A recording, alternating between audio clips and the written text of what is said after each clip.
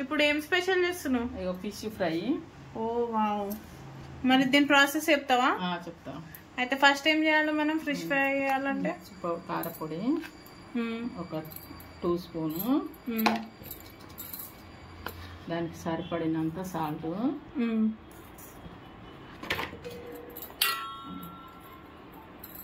Garam masala, okay,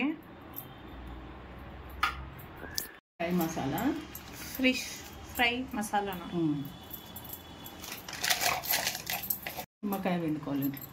okay, అల్లం ఎల్లిగడ్డ paste, okay, 1 spoon.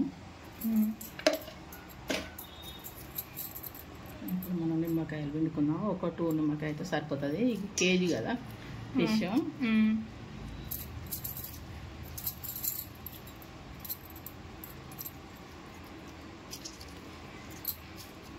ఇదంతా మంచిగా తిని పడుతుంది అన్నట్టు. నిమ్మకాయ పిండితే మనకు నీసు వాసన అనేది రాదు ఫిష్.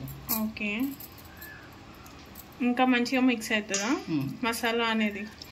ఓకే, ఇప్పుడు ఏం చేయాలి మరి? ఇదంతా కలిపేయాలి. ఓకే, మంచిగా మిక్స్ చేయాలి, మిక్సీలో వేయాలి.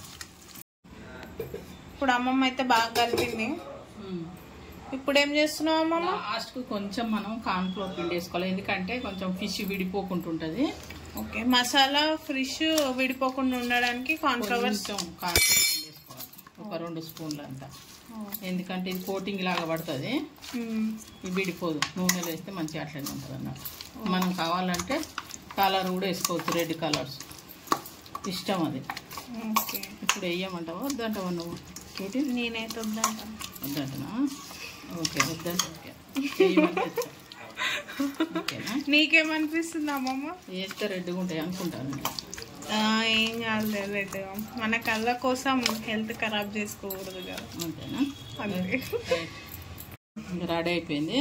ఓకే, ఒక ½ అన్ అవర్ నానబెట్టి పెట్టాలి. ½ అన్ అవర్ తర్వాత ఫ్రై చేద్దాం. ఓకే, ఓకేనా? ఓకే. ఇంకోటి పడుతుందా అట్లా? ఇంకోటి చిన్నది.